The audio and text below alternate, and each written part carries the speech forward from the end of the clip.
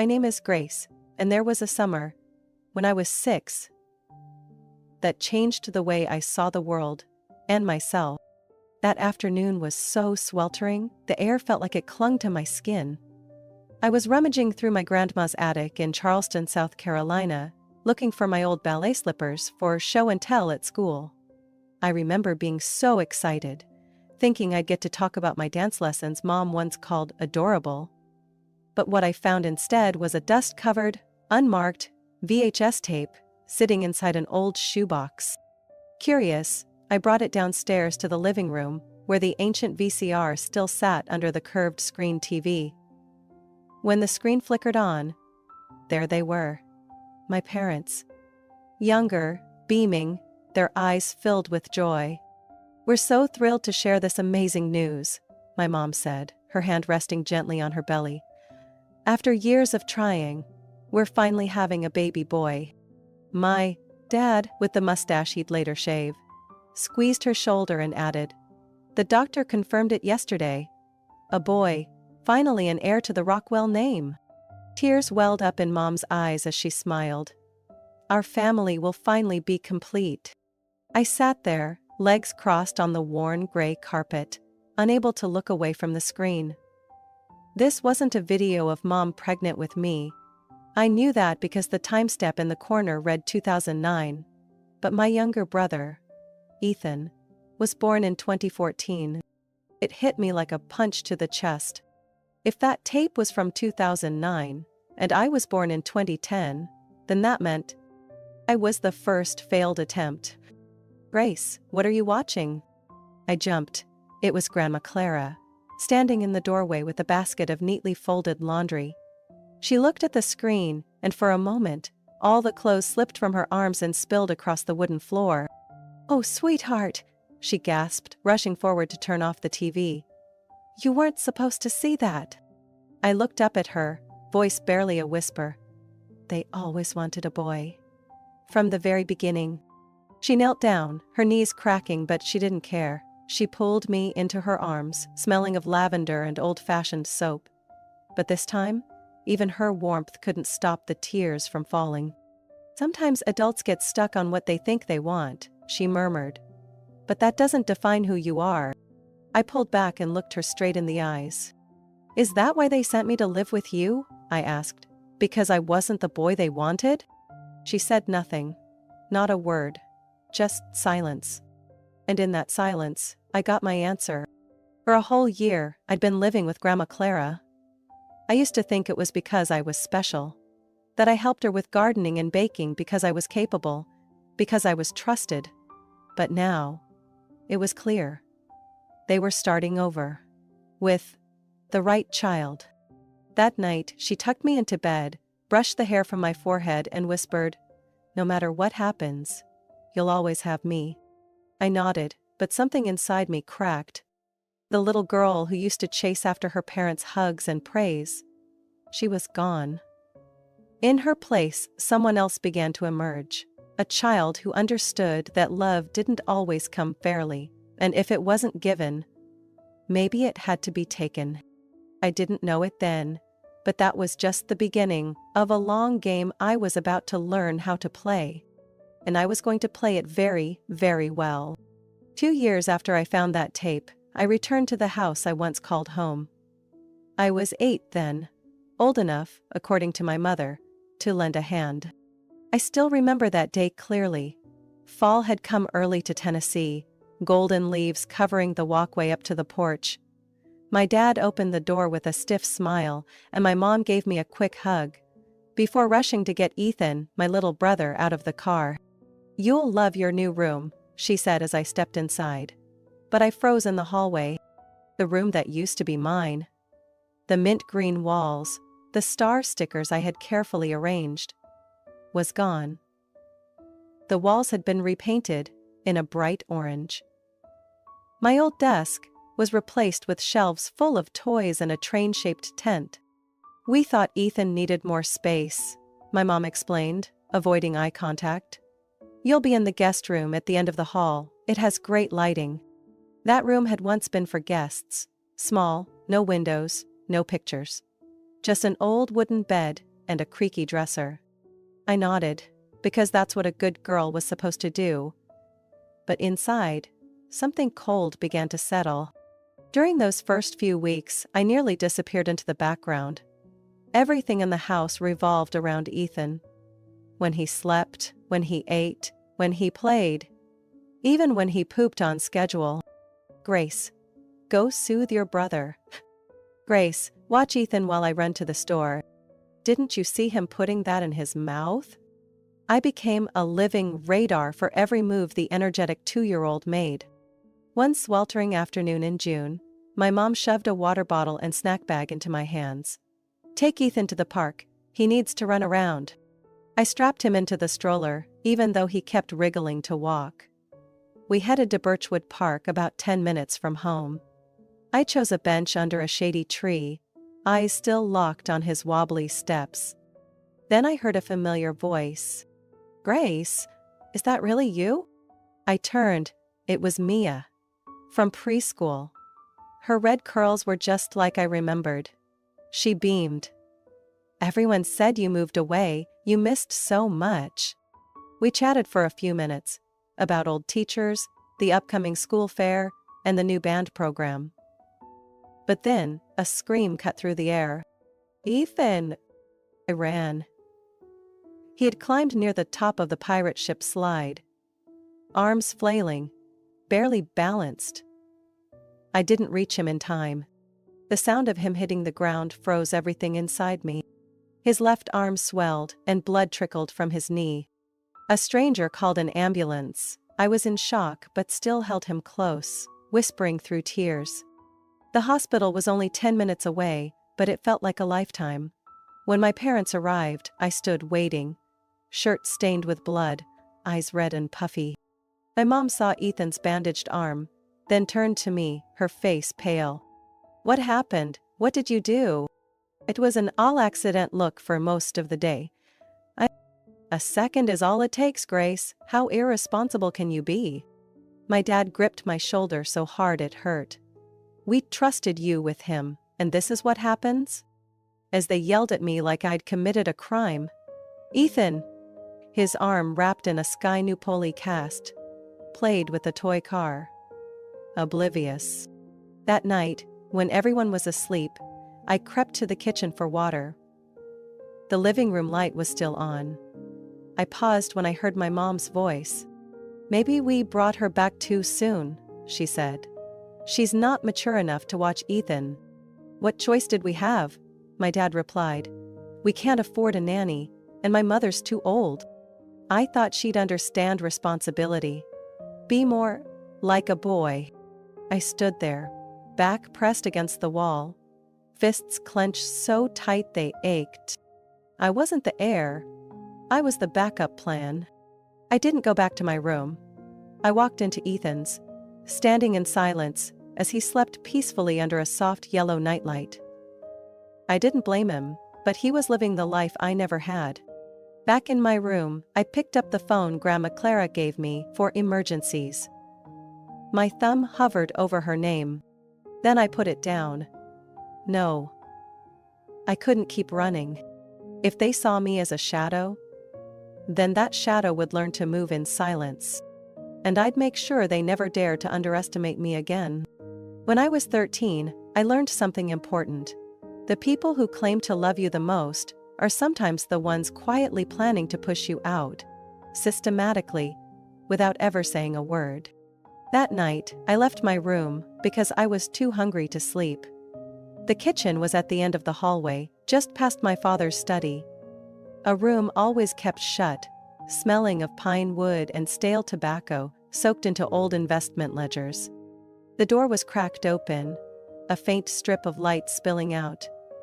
I froze when I heard his voice. You know, the market's doing pretty well these days, he said in that steady, low tone. If we start shifting money now, Ethan's college fund could hit 80 grand by the time he's 18. I held my breath. Mom replied, her voice barely above a whisper. And what about high school? You still like St. Jude, right? They've got a strong athletic program, great for NCAA scholarships. I stood paralyzed. Ethan was only 6. He'd just finished kindergarten. I was starting 8th grade next year. No one had ever said a word about me. No plan, no savings. "What about Grace?" Mom finally asked. Her voice so soft I almost missed it. "She's starting high school soon." "Public school is good enough. She's smart. She'll get scholarships," Dad said. Then he added something I'd never forget. "Worst case, community college. Saves money." I had to press myself against the wall to keep from collapsing. That phrase, "saves money," cut deeper than any insult. The next morning, Mom was cutting Ethan's pancakes into perfect little squares, while Dad quizzed him on multiplication.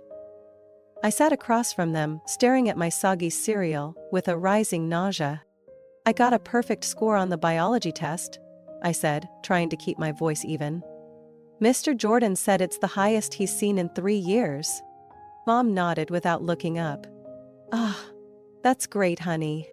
Don't forget you're watching Ethan today," Dad added. "We've got that meeting with his coach." I set my spoon down. The clink against the bowl was sharp, deliberate. "Actually, I can't. I have a prep session with the AP group. If I pass the test, I can take college-level classes next year." This time Mom looked up, her brow furrowed. "Since when?" "Last month, I told you 3 times." They exchanged glances. Neither remembered. Of course they didn't. "Reschedule it," Dad said, still not meeting my eyes. "This meeting is important for Ethan's future." And something in me shattered. Then reformed. Like molten glass, cooling into a blade. "What about my future?" I asked, my voice strangely calm. Silence gripped the kitchen. "Grace," Mom said sharply, "you're overreacting."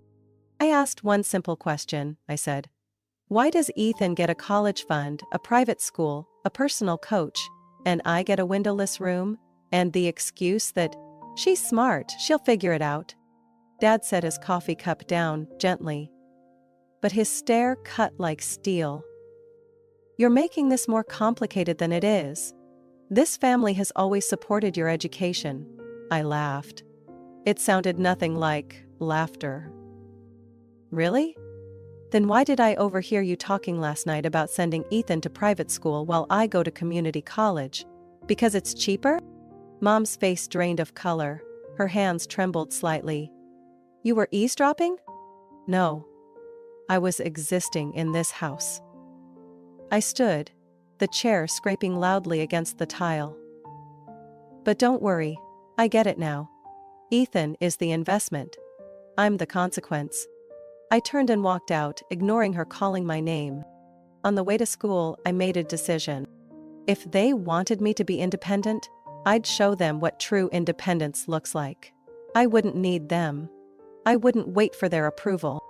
I would go farther than anyone in this family ever dreamed. The day I got my acceptance letter from Stanford, I didn't cry. I just stood frozen in the middle of the kitchen, clutching the heavy envelope with its embossed seal. Full tuition, housing, books, everything covered. I had done it. Without them. Without anyone but myself. I placed the envelope on the table just as my parents and Ethan walked in after baseball practice. Mom set down the sports bag. "What's that, Grace?" "I got into Stanford, full scholarship." "Oh, that's great," she said with a quick smile. "Richard, did you hear? Grace got into college." "Yeah," Dad replied, eyes still on the little trophy in Ethan's hand. "Good for you. But how are you planning to survive in California? It's expensive." "I have the scholarship," I said, trying to keep my voice steady. "And I've been saving since 6th grade. "Ah," Dad turned away, his tone suddenly evasive. "About that, there's been a change." I went cold. "What kind of change?" Mom stepped forward, pulling a stack of letters from the drawer, her voice shrinking, as if bracing for impact. "We had to use that money for Ethan's summer training. Pro teams expect private coaching and specialized camps." "That was my money," I snapped, each word cutting like a blade. Money I saved from tutoring, birthdays. Every dollar Grandma Clara ever sent. Dad folded his arms. It was in a joint account under our names. Legally, it's still family property. I stared directly at them. Family? You don't even have a photo of me past the age of 6 on the wall. That night, I called Grandma Clara. I couldn't keep quiet any longer. She arranged to meet me at the hospital, still recovering from knee surgery. There's something you need to know, I said when I arrived. The money you've been sending every month. I never got any of it. Her face went pale. What did you say? Mom and Dad told me I didn't need it. They took it all. For Ethan. Her hand trembled, but her voice was steel. Can you send me the bank statements? I nodded. She squeezed my hand gently. Grace, listen to me, she whispered. This ends now, let me handle it. 3 days later, my parents walked into her hospital room with a bouquet of flowers and fake smiles. They had no idea I was behind the curtain. We heard the surgery went well, Mom said sweetly. We wanted to ask if you could help Ethan with some tuition again. He's got a huge opportunity and we just... Get out of my room, Grandma Clara cut in, her voice ice cold. Even the nurse nearby froze. Mom blinked. Mother, what's wrong? I know everything. The $500, 0 cents. Every month. The savings Grace worked so hard for. You took it all to invest in the child you decided was worthy. We only wanted the best for both of them. Don't lie to me, she snapped. You only cared about Ethan. You treated Grace like a shadow, worse than a stranger. I stepped out from behind the curtain and stood beside her. My parents turned ghost white. Ever wanted was to go to college, I said. Not a mansion, not a car. Just a future of my own. Grace, my mother stammered. You don't understand. No, Mom, you don't. I pulled out the printed statements. It's all here. Enough to take you to court. But I won't. That's a relief, Dad exhaled. Not because I'm letting it go, I said, turning away. But because I don't want anything more to do with you. Good luck raising the child you bet everything on. On the way home, Grandma Clara held my hand tightly. You did the right thing. But it's not over. They'll come back when they need something. I know, I said, eyes fixed on the road ahead. Next time, I'll be ready. I'm not chasing the money back, but I will reclaim the worth they tried to erase. Stanford wasn't a place to rest. For me, it was a battlefield. A place I had to fight every single day just to survive, without letting anyone see how exhausted I truly was. I juggled 3 jobs, teaching assistant by day, coffee barista in the mornings near campus, and freelance data entry at night. Some nights I got only 2 hours of sleep, my hands shaking as I held my pen. But I still walked into class with the same practiced smile. No one knew I had less than $10 in my wallet. No one knew I'd been living off dry bread for 3 days because tuition had gone up. But I didn't back down. I couldn't. Every time I wanted to quit, I remembered the look in my dad's eyes when he said, community college is good enough for her. I remembered my mom slicing pancakes for Ethan while I buried my face in textbooks, and no one asked if I needed anything. I remembered the bank statements, empty accounts, silent betrayals. I turned the pain into fuel. 5 years after stepping foot on Stanford's campus, I stood on the 22nd floor of a glass building in San Francisco, in the office of a top investment firm. My business card read, Senior Financial Analyst, Grace Rockwell. I made it. On my own. I had my own apartment, overlooking the bay, a 6-figure savings account, and, at last, a real family. I met Owen at a sustainable finance conference. He wasn't like anyone I'd known. No bragging, no guessing my intentions. He listened, patiently, and never flinched at the darker parts of my story. We married a year later, with only Grandma Clara as our witness. Finn was born on a rainy day in early spring. Holding him in my arms, I felt something I had never received from my parents. Unconditional love. Not tied to gender, performance, or image. Just love. For being. I thought I had closed the door on the past. Until the email arrived. "Hi, sweetie. It's Mom. Your dad and we're in trouble. Ethan's been arrested. We need your help." I reread it, thinking I'd misread, but then another came through, along with a local news link. Former high school athlete accused of embezzling over $60,000, 0 cents from team funds. "Ethan, are you going to respond?" Owen asked when I showed him the messages. I didn't answer. I looked at Finn sleeping peacefully in his crib, his tiny hands twitching like he was dreaming of clouds.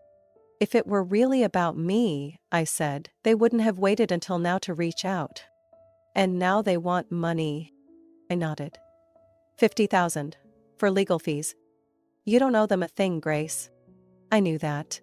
But what kept me awake that night wasn't the money.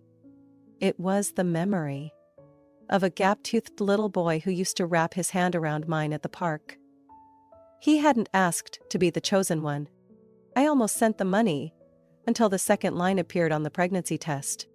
I was expecting again. And suddenly, every trace of hesitation vanished. I couldn't repeat the cycle.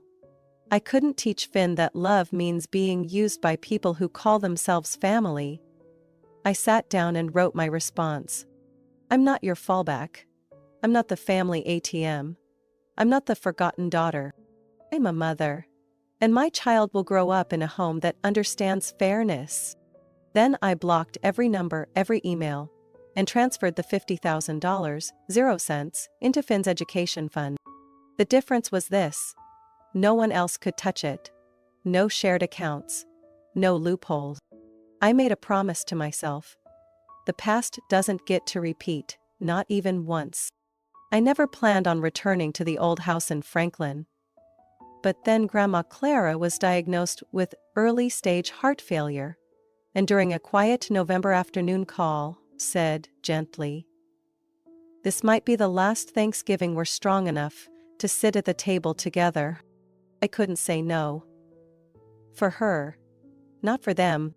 That evening, wearing my long brown coat, I held Finn's hand as we walked through the wooden door that had slammed in my face so many times as a child. The scent of turkey and pumpkin pie mingled with the same stiff air I'd breathed for years. My mother hugged Finn tightly. "He's growing so fast. Just precious." My father simply nodded, eyes fixed on a football game on the TV. Ethan sat beside him with a beer can in hand, acting busier than he was. I was greeted like an old coworker showing up to an office reunion after a decade away.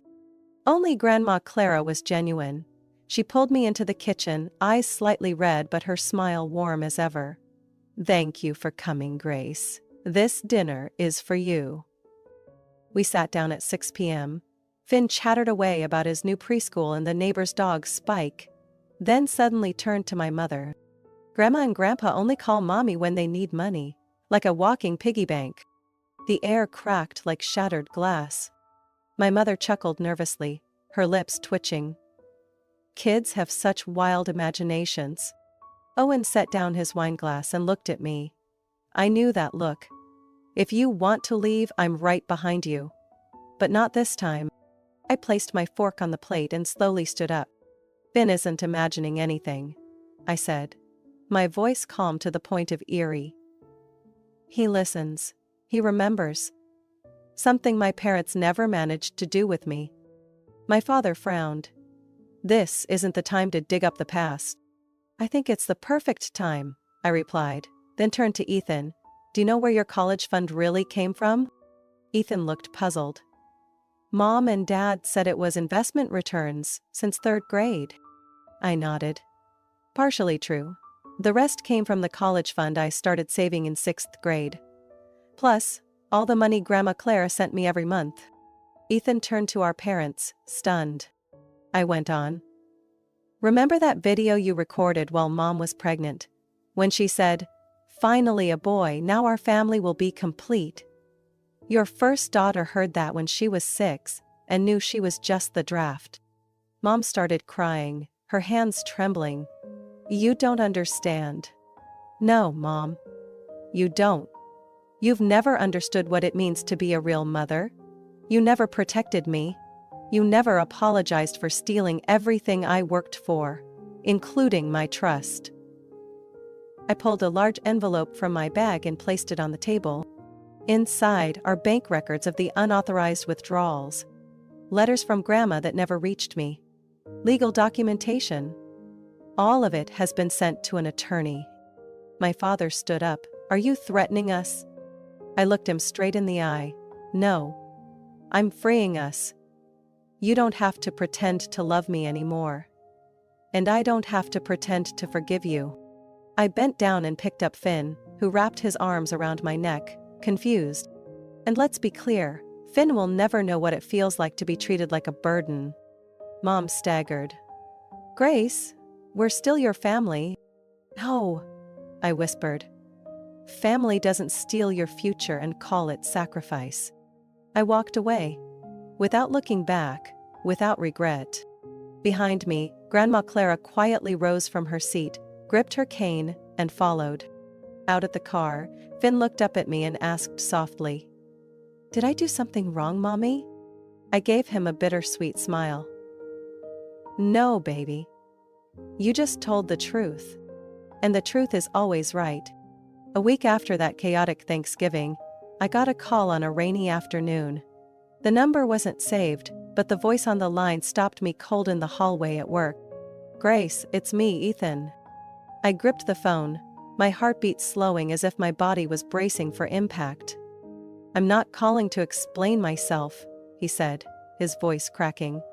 I'd like to see you, just once. If you'll let me. I agreed, but on one condition: the meeting had to be in a public cafe, not at home. Ethan arrived on time, wearing a plain button-up shirt, his face more worn than I remembered. The shine of the golden child was gone. He pulled out a chair and placed a thick envelope on the table. I want to return that money. The part that belonged to you. I didn't touch it. You don't have to do that. No. He shook his head, voice lower. I do. I need to do the right thing, even if it's late. When I was younger, I didn't know. But growing up, I saw it all. I just never had the courage to face it. I looked at him for a long moment. Use that money to become better. Do something that helps someone other than yourself. That's how you make things right. Ethan lowered his head, unable to hold back the tears anymore. I left the cafe with a lighter heart. Though the past was never something you could just fold up and file away. That night, I sat alone in my home office, warm light from my desk lamp glowing over 2 blank sheets of paper. I knew it was time to write. Not for revenge, but for closure. The first letter was to my parents. Short, without cruelty. I'm returning ownership of the house in Franklin. Consider it payment for a lifetime lesson. Never let anyone else define your worth. That house was where I became invisible. Now, it no longer holds power over me. Use it to live. Or to reflect. Your choice. The second letter I wrote to Finn. I sealed it in a blue envelope, handwriting slanted across the front. To be opened on your 18th birthday. My dearest Finn. If you're reading this, it means you've officially become an adult, at least on paper. I hope you've kept your kind heart and clear eyes. I want to tell you a story. The story of a girl who once believed she had to work twice as hard just to deserve love. But she learned something powerful. Real love never comes with conditions. In the family I grew up in, love was reserved for sons, for success, for appearances. And I, a daughter, didn't fit into any of those boxes. They took from me money, opportunity, recognition. But what they couldn't take was my belief that you would grow up in a better world than I did. I'm not telling you this to make you angry. I'm telling you because it's important to know. You can always start over. You can choose differently. Never let anyone, not even me, decide who you are. Love with an open heart, but stay sharp enough to protect it. With all the love I never got, Mom, Grace. I placed the letter in a locked drawer. No one would read it before the time was right. The following week, a thick envelope arrived at my San Francisco address. Inside was the deed to the old house in Franklin, signed over to me by my parents. They'd filed for bankruptcy. It was all they had left. I looked at the papers for a minute, then placed them in the drawer. Unsigned and unanswered. That evening, Finn wrapped his arms around Grandma Clara in the kitchen, both of them laughing as the cookie batch burned on the edges. I stood silently in the doorway, feeling something I'd spent my whole life chasing. Freedom. Not freedom from a house, but freedom from the cycle of favoritism, deception, and cruelty disguised as family. For the first time, I believed one thing with absolute certainty. History doesn't have to repeat itself. Grace's story reminds us that real love doesn't come from a title like family, but from how we're treated and valued. When favoritism and manipulation become the unspoken rules at home, walking away isn't betrayal, it's self-rescue. Grace didn't seek revenge through anger, but by building a better life. One where unconditional love is passed on to the next generation. Sometimes, the strongest way to end a toxic cycle is to make sure it doesn't begin again through you. What do you think about Grace's journey and her choices? Would you have done the same in her shoes? Share your thoughts in the comments, and don't forget to follow the channel for more powerful family stories to come.